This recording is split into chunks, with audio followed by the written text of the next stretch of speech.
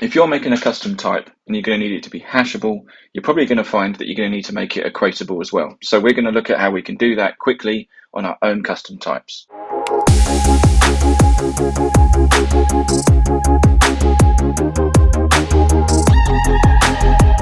So welcome to the video and the channel. I'm Tom and this is Return TP, discussing many things that I like to make. In this case, it's going to be iOS development, and we're going to look at how we can make our custom types equatable. So please do check out the other videos, and also please like and subscribe if you want to, really, like with any YouTube channel. So let's get into the code. Let's have a look at how we can make our custom types equatable, like I said before. So in our Xcode, we've got a struct that I've made called level. It's got a load of different little properties of this level, okay? But within that, we have an array of another custom type, which is cards, okay? We have a struct down here of card, and it's just got one thing, it's just got some content on it. Now, I need this level to be hashable. So we can do that if I spell it correctly. Now, it's going to come up with an error saying that it doesn't, because it doesn't conform to equatable. Now, if I remember correctly, there is 3 levels to these protocols of how the base one being decodable, then we have encodable, and then hashable is like the top layer. So if it doesn't work for the top one, obviously it's not responding to the bottom ones. You have to work your way down. So always start with hashable, and then we have equatable. Okay, so let's make it equatable. Again, it's not going to like it because we have something to implement. There's one function that's going to come up. I'm going to bring it up by just adding the protocol stubs here. Now, what is going on here? What this is trying to do, and the simplest way that I found to understand it, I found the answer online actually. Someone just posted it on a blog, that what Equatable is trying to find out is that at the moment, it doesn't understand what your custom type value is, what makes this unique against other versions of this custom type. So in this case, a level.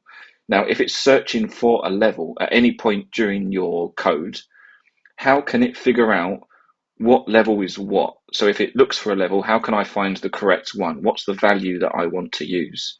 So in this case, it's going to be the level number. That's what I want it to recognize as being. So this is what makes my level unique. So when I search for it, I want you to find it according to the level number, not according to the number of non-cards, not according to the winning score, but according to the level number.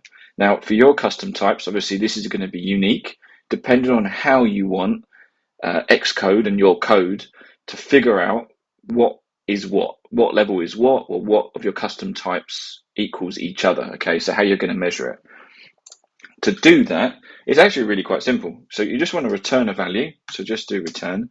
And what you're going to do now is bring in these values and make them equal to each other.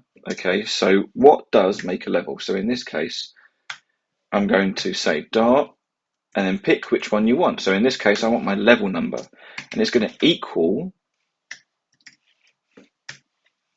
the level number. Okay, so the searched level number is going to equal the level number is going to equal the level number of that particular level, if that makes sense. Yeah, so you're searching for this level number, you find the level number of the game. That's how we're going to measure and equal what a level is. How do we identify them? And there you go, that's it. And it obviously should all be done. Card doesn't equal hashable anymore, so we'll fix that with that. And there we go. All the errors go away soon. There we go. And Xcode is all happy and cheerful. So there we go. That is how we make our custom types equatable. Hope that made sense, and that you can use that on your own custom types and it works all smooth and happily. So let us know how you get on down below. Also comment and like if this is helpful to you. Yeah, happy coding. Carry on.